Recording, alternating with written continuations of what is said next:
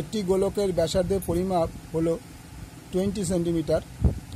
ব্যাসার্ধের পরিমাপ বৃহত্তম ত্রুটির মান 0.5 সেন্টিমিটার হলে গোলকের বক্রপৃষ্ঠের ক্ষেত্রফল সম্ভাব্য ত্রুটি নির্ণয় করো।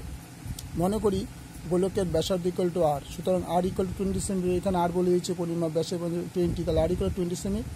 ত্রুটির মান ডেল আর ইকুয়াল টু 0.05, এটা হচ্ছে ত্রুটির মান।